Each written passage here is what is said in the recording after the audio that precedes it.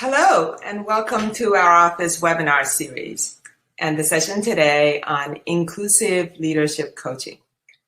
Our conversation will be most relevant for board members, CEOs, C-suite executives, but also all other leaders who are focused not only on their own inclusive behaviors and growing as leaders, but building inclusive workplace cultures in their organizations and perhaps even across their industries and beyond. I'm Sonia Sepperman, CEO of our office, where we help organizations of all kinds build an inclusive workplace by providing what we call it the 3 Ps.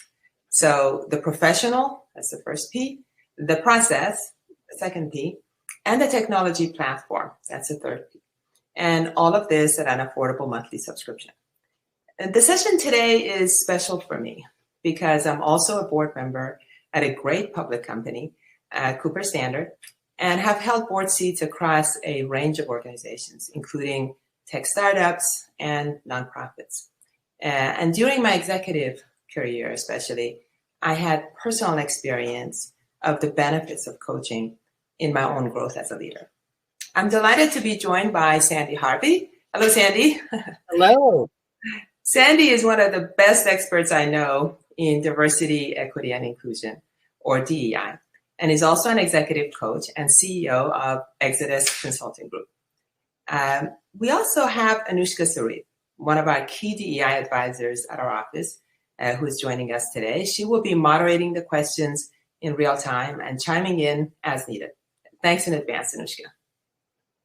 So with that, let's, before we get started, let's make sure you're familiar with what you will see on the slides and with this webinar tool that we use. This is an interactive webinar. What that means is that there will be polls throughout the session. The Danny sign, the little white elephant on a pink background, which also happens to be our logo at our office, signals a poll question. So anytime you see that on a slide, be prepared. You can also use the chat function at the bottom of the screen to ask any questions or voice your inputs throughout. Yes. We can't see your slides. Oh, I'm so sorry. No problem. What happened? Yeah, it's been, let me reshare that then. Okay, here's that. I could see it myself here, but let us share it again. Yeah, that's great. Okay, so sorry about that. So this is actually the, once again, the set of information here that we'd like to give you about what you will see. Again, the little, I'll start again with the logo here, which is the white elephant on the pink background. Whenever you see that, it signals that there's a poll question. You can also use the chat function. Again, the chat function is in the lower part of the screen to ask any questions or voice your inputs. We will answer as many questions as possible in real time and later as well, if we don't get to all of them. Lastly, please note that this session is being recorded and the recording will be available after the webinar. You can always go to our events page at ouroffice.io/events. You will also just get it emailed to you. So please don't worry, you will get that as well as these slides that you're looking at. All right, so here's the agenda. We'll start by talking about benefits of inclusive leadership, just to level set everyone. Then we'll ask, why is coaching important for leaders? Some of you may have already had coaches, but again, we just like to make sure that that information is up front. We discuss that in case that there's anyone who hasn't had benefit of it before. Then we'll put inclusive leadership and coaching together to talk about how inclusive leadership coaching works. And finally, of course, an important question, we'll talk about, is it right for you? Now, remember, I said earlier that this is an interactive webinar, and we'll have two-way conversation through the chats and polls. So here is the Danny sign, and here's your first poll question. Have you had a leadership coach before? The responses, of course, as you will see here in a moment, is yes, I have had coaching. No, but I'm planning on getting one. No, and I don't have immediate plans to get one. So let us see if we can see some of the results coming in.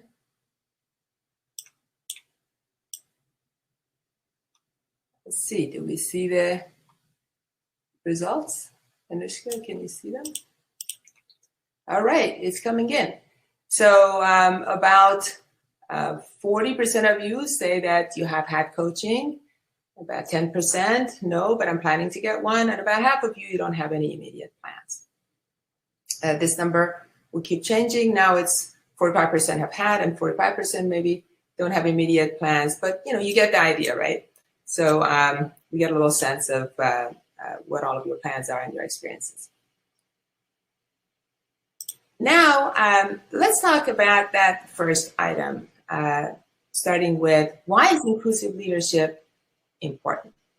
I found this in my personal experience, and it's been reported by many others, that once you put your mind to it, it's relatively easy to make an organization more diverse. What's hard for leaders is how to keep that diverse talent and how to keep them happy, which is where inclusive leadership comes in. There's a lot of data available about benefits that result from inclusive leadership. We selected these three because almost any organization, regardless of their industry or size or stage, we believe has one or more of these key priorities that include innovation and agility, better business outcomes, and retaining talent. As you can see, the benefits are significant, ranging from 3 times to 8 times more likely to have these outcomes that all of us at one point or another would like to have. So, Sandy, let's see what are what you have seen in terms of benefits of inclusive leadership. What have you noticed about inclusive leaders and the engagement of their teams, their organization's performance, the customers they serve, and as importantly, something that's really near and dear to my heart is the sustainability of the workplace culture after they leave that leadership role, right? Even if they do a great job. Right. Thank you, Sonia, and glad to be here. It's really important that we look at inclusive leadership as a good way to build a cohesive team. And one of the things that I find interesting about those inclusive leaders when it comes to teams is that there's shared ownership. So it doesn't mean, a leader doesn't have to feel like they're dictating and they're guiding, but the shared ownership is we're all in this together. We're all reaching for the goal. And it helps with sustainability. And the reason I understand that is because I've been on teams and I've talked to leaders around, I know I have one person that's not doing well. Well, the entire team knows that, but they know you're not doing anything about it. So, what do you do with that? Inclusive leaders make better hires. They are fully aware of, I need a diverse team. I need individuals on my team that have differences of thought. So they're focused on really bringing in individuals that are assets to the team, not that ones that just fit in because we're all alike, but they look for diverse candidates, but also those that have diverse thoughts. One of the other things that I found in working with inclusive leaders is around better customer and client engagement. Because if you're not the best person to speak with a client or really to engage them, you have a team because your inclusive leader has created that space, that innovative space, where you have a team where people feel empowered, they feel knowledgeable, they feel informed, and we're in this together. So we win together as a team, but we also lose together as a team. And that is something that's very important to consider. And also inclusive leaders, for me, one of the things that I've seen over the years is that they understand how to take profitable risk.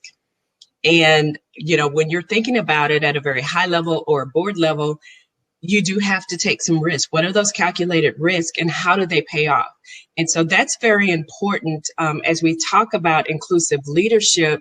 Those are just some of the benefits that I thought about, peer-to-peer relationships are better, and the engagement is important at all levels. So I really think it's important that we look at ourselves and try to figure out how can we be more inclusive.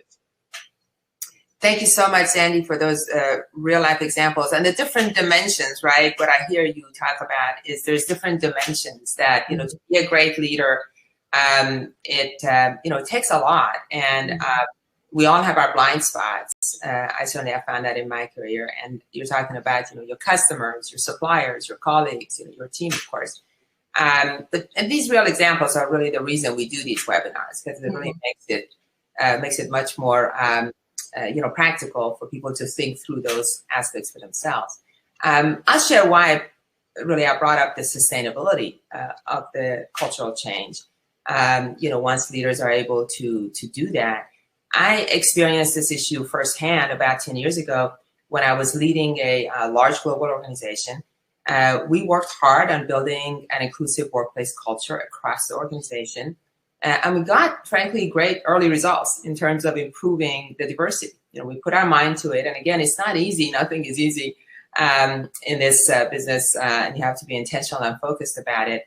But at least there is a roadmap. You can go, there's great recruiters that can help you. We work with a lot of recruiters and different people that help us, help our customers when they put their mind to just increase the diversity of their organization at whatever level it might be, or the different parts of the organization.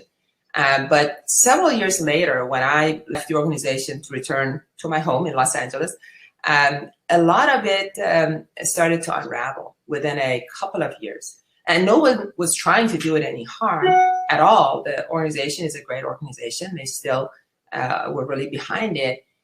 But while I had worked hard, and my team and I had worked hard to build a diverse workplace, I know now that we could have done a better job building a sustainable, inclusive culture, from an infrastructure perspective. And this is where I think when we talk about inclusive leadership, as you said, you're just one person, no matter how great you are. It's a matter of what kind of a team do you build, and who after you can keep kind of the mantle, and how can they keep the focus on it. And just when there's great alignment and engagement across the organization around the idea of diversity and inclusion, it becomes sustainable. And when it's linked with the business objectives, when everybody understands that it's a priority. So this is a great segue to why coaching is needed, which I wish I had some earlier than I did. I was fortunate to have some, but even earlier would have been better. So we go to now the why coaching. We have some great stats here that make the business case for coaching, like the return on investment in terms of leaders' ability to get better results, when they have coaching, and also the amazing fact that almost all who have benefited from coaching at some point, they were very satisfied with the experience and would repeat the process. Again, Sandy, what's your real world experience with leaders, and why they decide to get coaching in the first place? Right. Thank you, Sonia. It's, when I think about coaching, I go back many years and think about my personal experience playing sports. I played soccer, and there are times where you have great coaches, and there are times that you have not so great coaches, or you're just playing on a team without any leadership whatsoever. And so when we look at, why coaching and the importance of coaching, it is a partnership.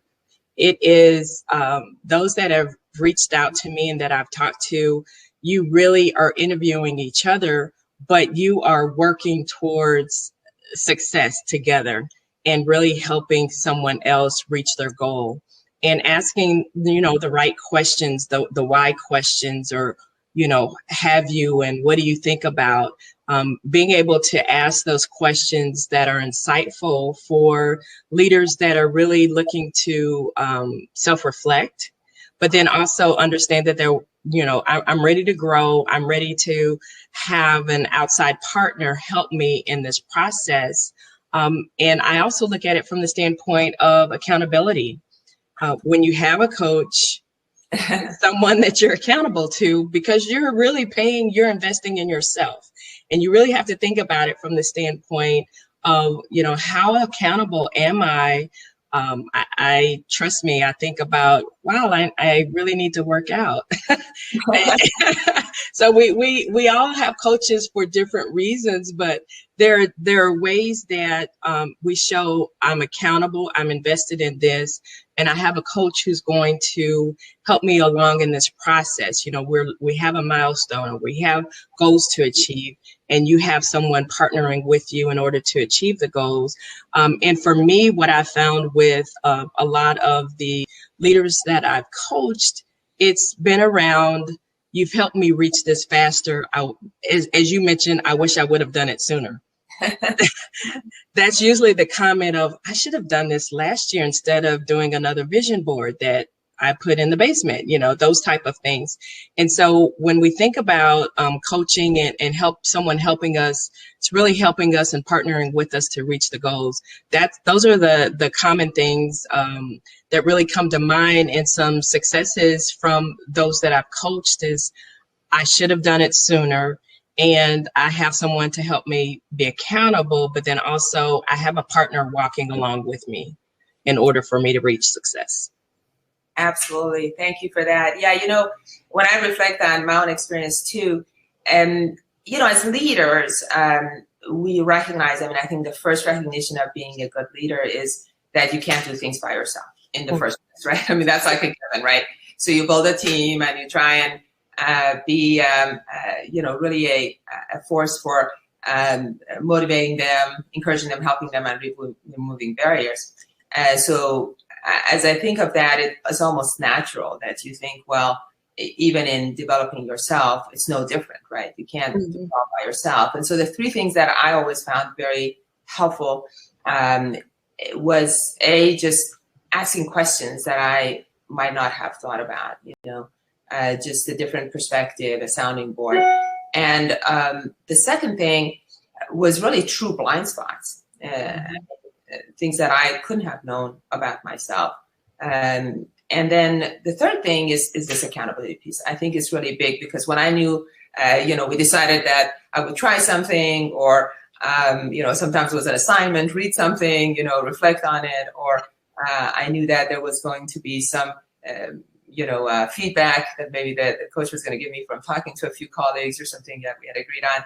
It always was, okay, I'm looking forward to that next milestone. It's kind of like moving through these milestones and having a sense of accomplishment as you go through that. Because developing yourself, growing, it's just hard to look back and say, what did I really do in the past 6 months or in the last year? And I'll share that really, of all the executive perks that I was awarded during my career, the one that I found most beneficial was the personal coaching when I reflect back. It happened when I was promoted in my late 30s. I was quite young for that kind of a role, to a VP role at a major Fortune 500 company. And I found myself to be the youngest VP among a group of executives that I had long considered as mentors and superiors, frankly.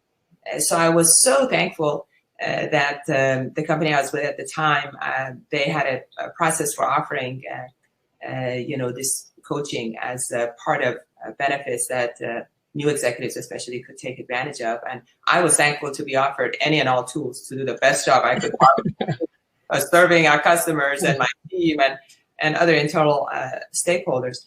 The journey that I went through with my coach was really, I would say, nothing short of extraordinary. I made a profound mark on my development as a leader. And then later I found out that I wasn't the only one who needed and enjoyed coaching as a young new executive. Legendary leaders like Bill Gates and Steve Jobs have talked about their coaching experiences. And then there's legendary coaches like Campbell, who was known to be highly effective because of his own business savvy, and he coached leaders at companies like Google.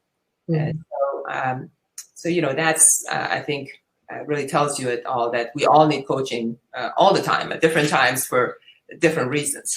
Oh, exactly. And I think, you brought up something that kind of triggered in my mind is a lot of the success that I've had has been working as an external coach.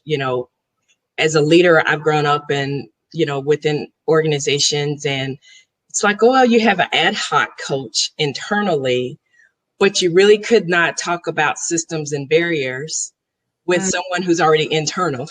Yeah. It's a better conversation having it with someone who's external.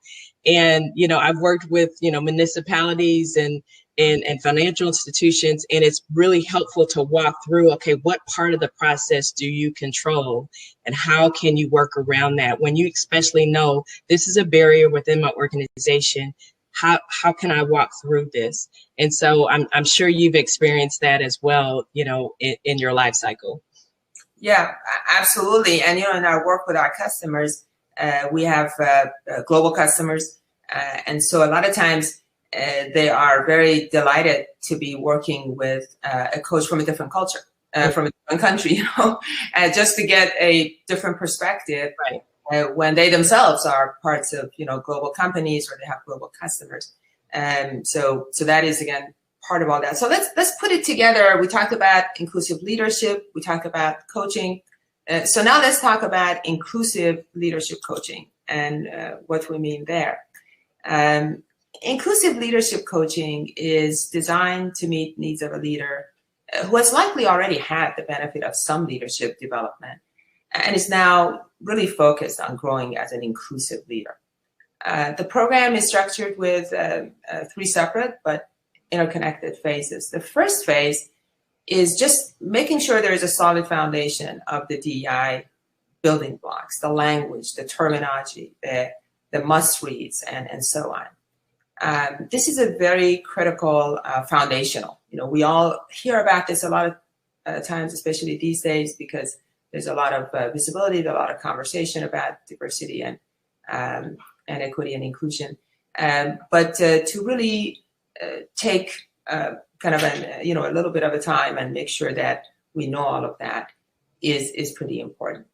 And the second part of that, then, once we have that foundation, we focus on personal growth and development as an inclusive leader. So this is really, as we talked about a moment ago, this is about your blind spots, unconscious bias, and how to strive towards inclusive behaviors in everything that you do. And this is where what you said, Sand, really comes in is, you may say, oh, I've had, coaching and I think I'm pretty aware. But then you talk to someone who's from a different culture, a different industry, a different, country. And then you realize that, no, if I truly want to be a global inclusive leader, that we all need to be these days because the world is so, everything is so global. And then you discover some other things there. And then last but not least, of course, comes really the third phase of this, that is the DEI thought leadership phase.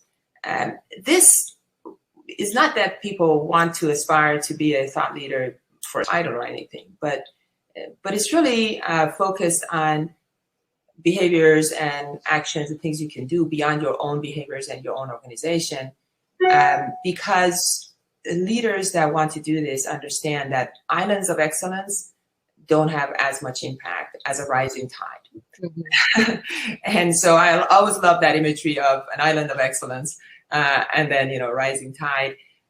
So Sandy, what are your thoughts about some of these points and these phases and what you've seen in your coaching?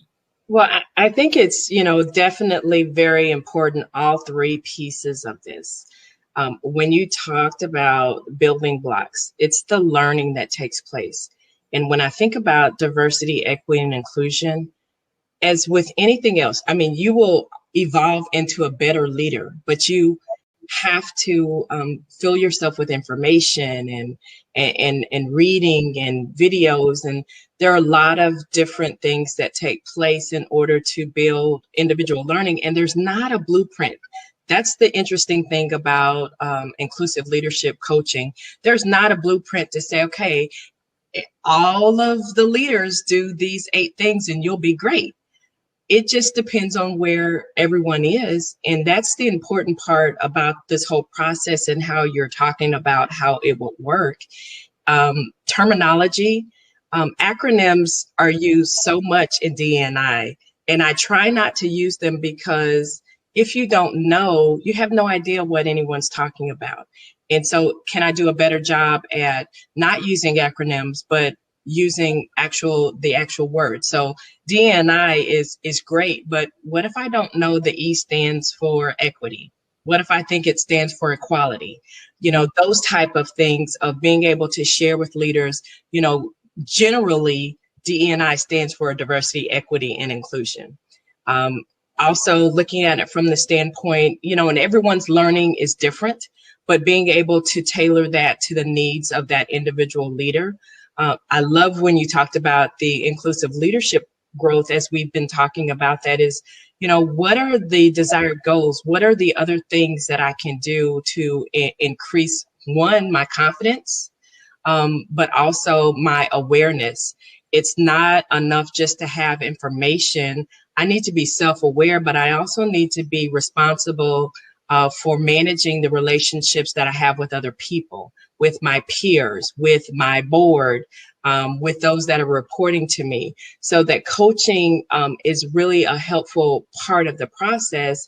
And then the thought leadership, I have a group now that one of the leaders said, I want to get other DEI experts from across the country involved and engaged so we can have conversations around how to remove systemic barriers. It's very specific.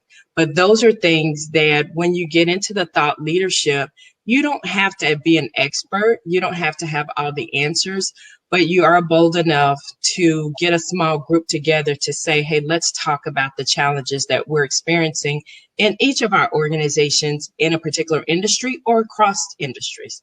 And so that's the important part about being able to look at this inclusive leadership journey as I am filling my toolbox with the right tools that I can pull out at whatever point in time. Yeah, exactly. And what I want to point out is today on this webinar, I took a quick look before we got on, and I saw that in terms of registrations, just the types of organizations that we are lucky to have with us today as the audience of this webinar.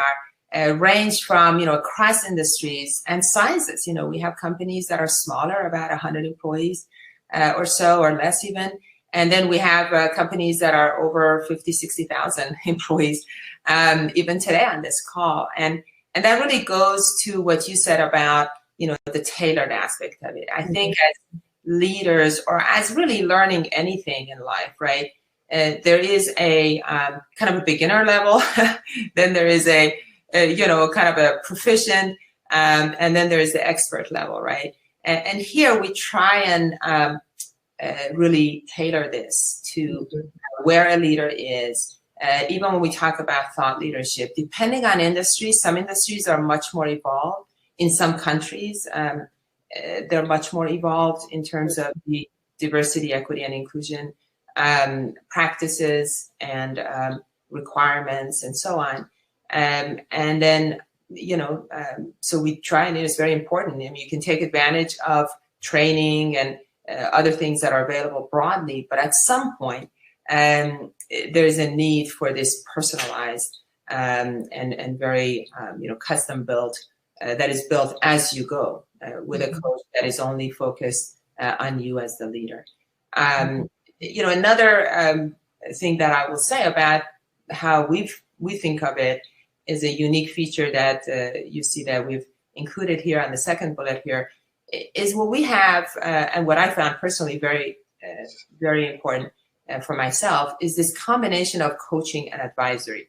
When I had my amazing coach, early in my executive career, it was great, that first year of actual formal coaching engagement.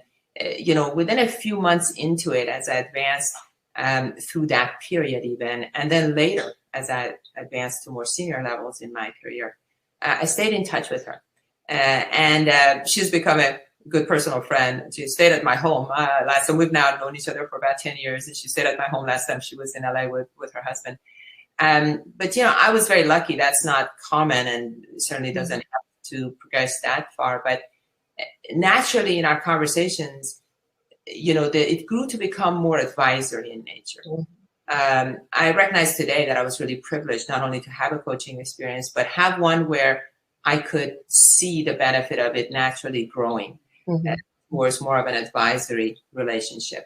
And that's what we're striving for here. I wonder, in your experience, if you've seen your coaching relationship kind of naturally grow in that way.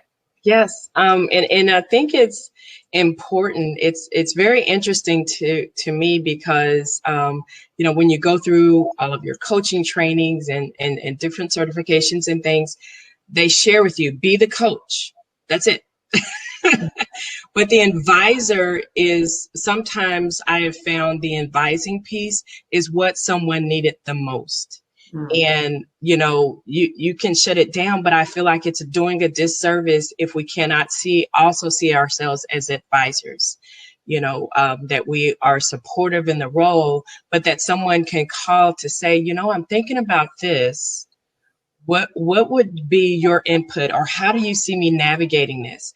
And actually being able to give a mini strategy with them, walk through, let's create this together. So you can be successful. And really, ultimately, that's what this is about, is how can leaders be successful with their coach and advisor in this whole process, especially as it relates to diversity, equity, and inclusion, which there can be many landmines out there that someone would not even be aware of. And you need help. And I've shared with a couple of leaders just my personal opinion. I said, well, I appreciate your forwardness, but if that was me having the conversation with you, I wouldn't talk to you again. So it's really refining the approach and helping leaders identify I know what I want to do, and I trust you enough for you to tell me, what do you think is going to happen? It's going to blow up in your face, but let's not do it. Let's figure out another way to do that. And it's been insightful, but it's also been very rewarding for those leaders, because they're like, gosh, I'm glad I talked to you, or I wish I would have talked to you before I did this. And that's what's the helpful piece of it. Yeah, this is actually, it's interesting because it brings up for me why we even started working with great coaches like yourself to offer coaching to our clients, because as we were working with them on building an inclusive culture and engaging with a variety of different leaders, we had this instance where people would call us up, either a CEO or or CHRO or even a few instances a board member, would say, I know we've engaged you, for generally helping us with this, but I have like this question about, I'm about to do this, I'm about to go, have a, some kind of a webcast with my group or an all hands or this or that. What do you think I should do? So it was questions that we're getting all the time. And, it actually ended up with, came to a head really with the Black Lives Matter here in the United States. For our global audience that have called in, this is, I think everybody's aware of it, the BLM movement and some of the racial tensions and things that have really existed for a long time, but have been heightened in recent times in the US and in other countries as well. We got so many calls on, take a look at my BLM statement, make sure, and a couple of cases where people put out BLM statements with the best intentions, and then it blew up with their own, or a customer or a shareholder calling and saying, did you think that when you wrote this, did you think of this aspect of it? So, because in these things, it is so important to be authentic and be consistent. And even there's the smallest crack in the level of authenticity that comes across, or the consistency of your actions with your words, these sorts of things. And sometimes it's just a blind spot. You just can't see it. So it is so important, what you mentioned. And that's why this last bullet here is important too. We talk about the importance of uniquely relevant experience and expertise that is so important to effective coaching. This is really what differentiates inclusive leadership coaching from traditional coaching. We match needs of leaders with different coaches across the 3 phases of this program, which is, again, consistent with what we mentioned earlier about coaches like Bill Campbell, who was highly effective. So you see the little Danny here, and the question here, which is our second poll, which of the 3 phases of inclusive leadership that we, the coaching that we just talked about, the 3 phases in this first bullet, do you think that are most needed today? For yourself, you can answer this from your own perspective, or if you want, just generally across leaders that the DEI building blocks, the inclusive leader growth piece of it, the thought leadership, or maybe you think that it's all of them, or you just don't know. So those are all answers you can give. This is interesting. Yeah, so we get about a third saying that it's all of the above. Say the inclusive leader growth is 60% now say all of the above. That's why I have to be careful when I'm reading these off. Right. Keep changing. It's a moment in time. Yes, the numbers are coming in. So it is now approaching 70% about all of the above, which is really what we believe, regardless of what stage you're at. It does, the way that we think of this, coaching is very personalized. And certainly if someone thinks that they really are evolved, and this does happen once in a while, then we can sometimes just say, well, we can just focus on the second phase or third phase. But generally, we think that it's all good, and settle down around 75% think that all of the 3 phases are required. About 6 or 7% just don't know. 15% are certainly focused on inclusive leader growth, which is absolutely very important. So here is the really our last structured slide here before we talk about some of the other things that the audience here can get involved in, and then answer some questions as well. But this is a really important question at the end of the day. Is this coaching right for you? So whether you're a board member, a CEO, or owner of your own business, or have other type of leadership positions, here are some attributes that help you determine if this type of coaching is right for you. So you need to ask yourself, do you really believe, and hopefully some of the conversation today has helped with that decision, that a more inclusive workplace will benefit your organization? Have you had some leadership development already? Do you want to learn about the building blocks more? I will say about the building blocks, by the way, a lot of people say, I've read so many books, I read White Fragility and some of the other ones, and, I will say just for myself, since, again, the last 10 years, and especially most recently in the last year, it has really blown up. This is a very nascent industry. Believe me, yes, there has been a cottage industry, and there's been a lot of consulting, there's been a lot of coaching and things, before. But in terms of an industry that is around a set of really a science, if you will, I call it science. I'm an engineer, so I call it the science of diversity, equity, and inclusion. And the science is only a set of correlations and facts that start to emerge that help you do better, right? So you think of anything in some of the other disciplines like quality and safety and so on, there has been a science that's evolved over time. And that just doesn't exist for diversity, equity, and inclusion. Even the best in class kind of figure it out on their own. It's trial and error. Everybody's doing trial and error, and some with intentionality, and a lot of resources end up figuring it out. But there's not a blueprint. As you said earlier, no blueprint. No blueprint. So, and you can only go so far with some of the, if you will, intuitively things that you need to do, right? But we're not talking about that very early stages of it, which of course are very necessary, very important, and you must do, but they're just not enough. I mean, I always tell people, this is not 2019 anymore, Right.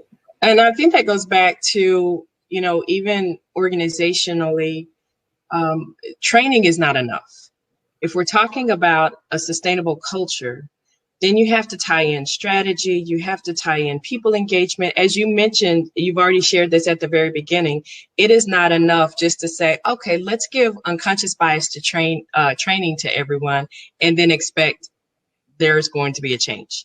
It's not. So I will always like to be clear about that. I'm like, this is not going to change.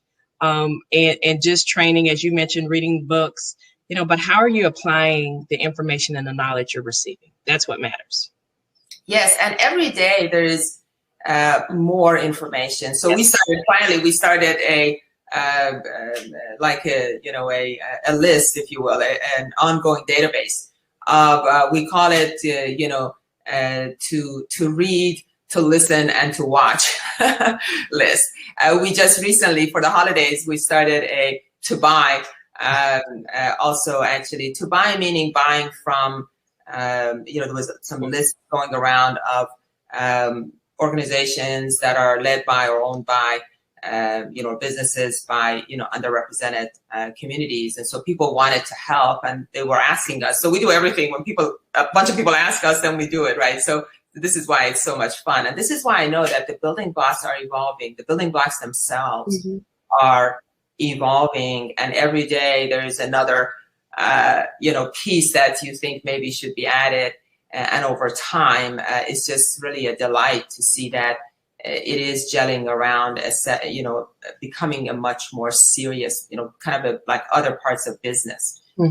Quality used to be just do a good job, just make sure you're doing a good job, right? And then there were some some science that started evolving in terms of how you can do that in a repeatable and effective and efficient way versus just trial and error and kind of figure it out as best as you can. So the building blocks are important. We've already seen a lot of people agree that growing as an inclusive leader is very important. And then really going across the industry, you need to ask yourself which of these you really feel like at this point in your career you need to be doing. So again, Sandy, I mean, you've talked a little bit about your real world experiences in other places. Anything else you want to add in terms of when leaders have asked themselves, am I ready now, or is this the right time for me to get some coaching? Right. I mean, the fact that leaders are on the call or partners are on the call, I think it's important to say, the inquiry is the first step, and then, really seeking out coaching at some point.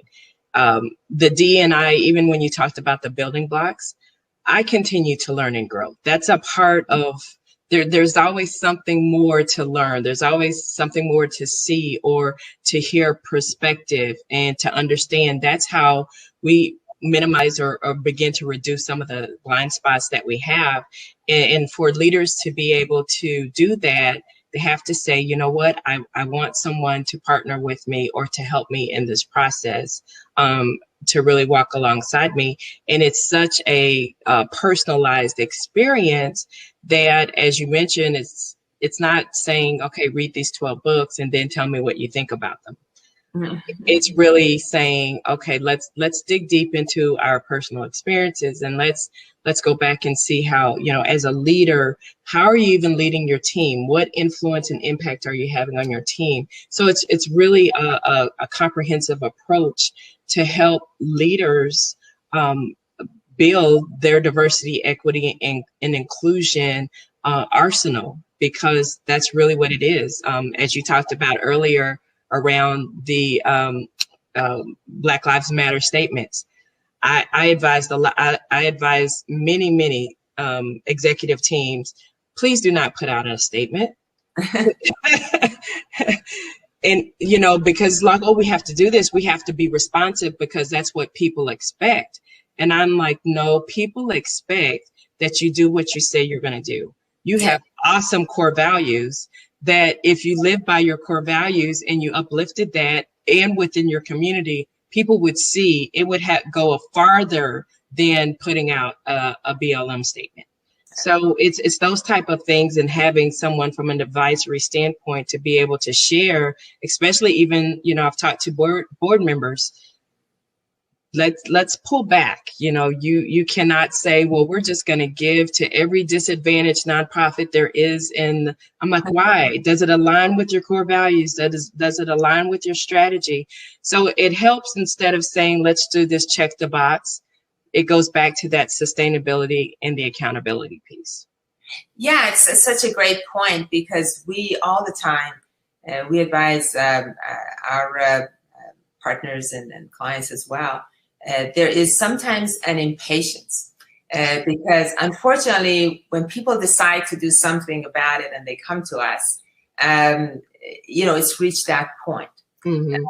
It's wonderful when they do and they haven't reached that point yet, and so we can, it's just easier for everyone. But a lot of times, unfortunately, we do get situations where there's a lot of pent-up demand and impatience. We've had surveys, but we haven't really taken actions around them. We haven't had time, not because we haven't wanted to. Again, we are fortunate because anybody who talks to us, by definition, are, as we say, woke, right? And they are inclusive by nature, by intention. But they just don't know what to do, and maybe something they've done has backfired, or there's just some, vocal, some voices within the team that, just taking over the conversation. And so what we always advise is take a deep breath. And, you just really, the worst thing you can do is be reactive without understanding exactly what you said.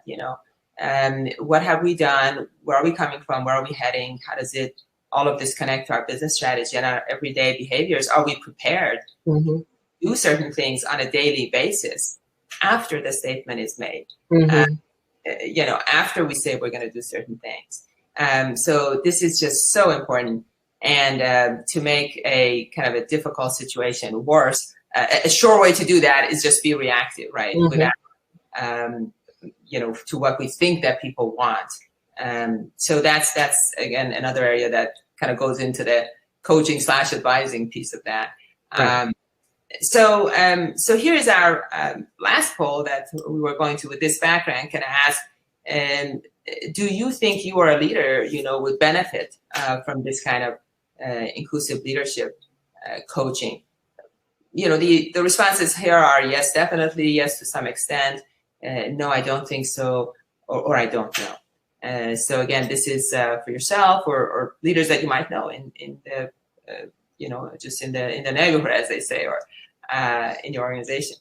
So again, we say we see exactly what's being seen here. Almost 100% of people say definitely or to some extent. So we really appreciate that input as well. So this is the end of the material that we had to cover. Before we go to the Q&A, I would like to share some useful resources that you may want to take advantage of. In addition to our webinar series, which you will see on our events page at, again, ouroffice.io/events, we're very active in many other ways that you can benefit from. Again, these slides will all be sent to you as well as the recording, but I will just share very briefly here. We are really honored to be featured in D&I reports that you can access. So these are the ones we know that we are in. There's many reports out there, but there is ones specifically by Deloitte, Mercer, and Red Hat Research, specifically focused on this emerging field of diversity, equity, and inclusion. What are some market trends? An excellent one just came out by Red Hat Research. It's the first one here in 2021 coming out that talks about the market trends. And then also they have a very nice little toolkit where you can go in there and look up for different vendors and providers that provide different things. It is really focused on DEI tech. So as a tech company with software product that we have, we're in there. There's many others, of course, consulting and other things that are done that are covered in other reports. You can also see some of our other activities, like our blogs. We have a Future of Work community and roundtable associated with it. We publish ebooks, newsletters, and more. So I invite you to please go to our website at office.io to see and join any of them, refer in your network. We're here to help in any way we can. It isn't about necessarily a product or anything. It is really more about the overall, again, creating that rising tide. We want to be part of that rising tide in the best way that we can. So with that, Sandy, any last words before we go to some Q&A and see if Anushka has anything for us that she wants us to specifically address? No, I would just like to kind of close with, this is a very timely topic, especially with the remote work, which has impacted how leaders lead, and some of the things that they can do in order to keep their team engaged and intact, which leads to other conversations around how fluid it is, the job market is right now. And if you're not paying attention to diversity, equity, and inclusion, it's going to impact you one way or the other. There was a recent report that just came out. And again, there's a lot of reports coming out these days. We try and stay on top of them as best as we can, but it's a McKinsey report, I believe. And it talked to the widening gap between the business results of the top tier companies in diversity, equity, and inclusion, the ones that are in the top quartile by the way that they assess them. They have their own methodology.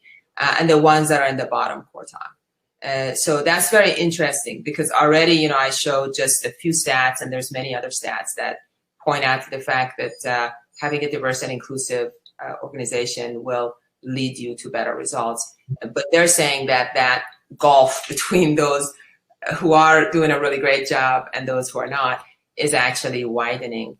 And this is what we have said in 2020. We said, and of course now in 2021, as we all hopefully look forward to the economy restarting and everything, it's more important than ever. If you are not already planning, whether it's, again, the coaching, this conversation was about coaching, but we have, monthly webinars, next month, for example, in February, we will talk about, recruiting, diversity recruiting. So I invite you to stay tuned and call into these things, as well as roundtables and so on. We'll talk about different aspects of it, but you will choose, you need to decide what's the right thing for you to focus on. You can't do it all, so don't worry about doing everything. But if you don't have a plan for doing a few things, one of our advisors, who is a very national expert and known, like yourself, Sandy, said at the beginning of 2020, he said, people are writing their own PR pieces for the next 20 years this year in 2020, with the crisis, with the pandemic, with the remote work, and then with the racial tensions and things that were happening, and this visibility of diversity, equity, and inclusion. For many years, people will look back and say, what did you do? Mm-hmm. It's a historic moment, I think, for all the companies of any size, frankly. And sometimes smaller companies say, well, we're not that big, we can't maybe afford it. What I like to tell them is you can't afford not to. Right. And the smaller you are, actually, the Googles of the world, the FAANG companies, Facebook, Apple, these companies will always have a lot of people wanting to work for them. But in terms of especially talent, this is something that is top of mind for everyone of every age, every creed, every background. Mm-hmm. People are asking these questions now, much more we see than they, to your point. So I'm looking quickly here. There's one that I just see, and Anushka, please join us and ask the questions that you think we should be. Hello there. Thank you. Thanks. So this is, again, Anushka Sarif from our office, helping us go through the questions. I see one quick one that I think I should quickly maybe help clarify here.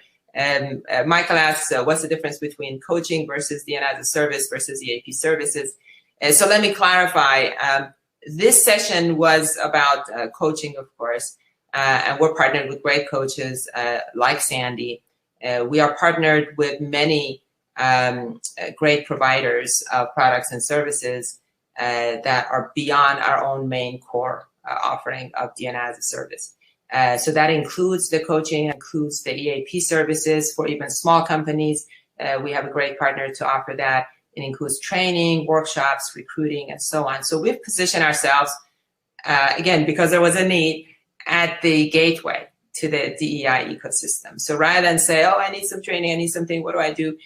We've partnered with a great network of the best in class vetted providers. They usually give us a break, they give us a discount because we bring them so many clients. And so if you contact us at our office.io, we can help you with all of those and connect you, but it all goes through us. So there's not a difficulty in figuring out who to go contract with either. So those are those kind of like the coaching we talked about today and the EAP services. We're contracted and partnered with experts to do that. D&I as a service is our office, main offering. And so that's what includes, it's a subscription-based monthly subscription, a few dollars per employee per month, and provides you again with a 3 Ps. So the professional, a D&I manager that you'll get access to dedicated to you. The process that we have, it's a proven process for building an inclusive culture, and then a software package that includes an employee portal and a management portal for everything you need to do, like a central hub. So that's D&I as a service. It's our main offering. But again, we can offer all these other things through our great partnerships. Anushka, what other questions you think we should maybe answer in the last 3 minutes that we have? Well, I think you answered Michael's other question about is there a turnkey solution that includes all of this, and you've just talked to that, so that's great. He also had a couple of specific questions on EAP and ADAs, and I told him that we'll probably take those offline and respond to him, separately on those. The only other thing is we got a great statement from Sandra Norman, who said that in order to have a sustainable culture, you have to look at the culture that exists in the now to move forward to what it should be. Having top buy-in and understanding the why so that leaders and staff can bear the how. We should all be in a culture shift if we're serious about sustainability. So I thought that was a nice kind of point there. That could be a whole nother webinar. Right. Absolutely. Yes. Actually, with audience that call in, sometimes we have partners or potential partners that call in. We appreciate that. We really thank all of you to give us an hour of your time today. And please do connect with us. Afterwards, you can always write to DEI at our office.io. If you forget everything else, we have a basic, easier maybe way to have an email address, DEI for diversity, equity, and inclusion, DEI at our office.io. These other links here will also, maybe we'll add that actually to this also when we send this deck out, so that we'll have all the links to get in touch with us. But yeah, I think that what Sandra says is very important. And, one of the things we do actually, but the first things we recommend in our process for everyone to do, and we'll talk about that for a moment, Sandy, also is we recommend, first and foremost, like everything else that you want to do in an organizational sense, is create a plan, right? Mm-hmm. A DEI plan. It's a 12-month plan. And it answers, the reason I want to say this, I love how Sandra put it. It answers the 3 questions: why, what, and how. Mm-hmm. So the why is, why are you doing DEI? Yes, it's important. Yes, we hear a lot about it. But as you said, Sandy, that's not a good reason to just jump out of it. It's got to be still linked with your business priorities and strategic priorities. So we do that. That's the why. We answer that. We help the leadership answer that. And then the what is, what are we specifically going to do around it, DEI objectives for the year, and then the how is the specific actions we're going to take towards that. You want to take 30 seconds to say your piece on that? No, I think you hit it spot on, and having a strategy really helps drive where you're going. Otherwise, you're just driving blindly.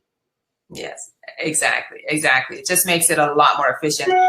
I will throw out one last stat. This is a BCG stat that's been out there for a while. When they talked to over 16,000 people, 97% of them said that their companies, their organizations had some kind of a DEI effort going on. But then only 25% said that there was any benefit from it for the group that it targeted. So that's really that right there tells you why you need to do this with a plan and with support and expertise and guidance. That's it for us today. Sandy, I can't thank you enough. Anushka, thank you for in the background doing all the hard work and heavy lifting to make this webinar happen. And all of you out there, thank you so much. Please reach out to us, DEI@ouroffice.io. Let us know what other webinars we should bring you. And if you'd like to do a webinar with us, we're always happy to do that. Thank you so much, all, and goodbye for today. Have the rest of your day.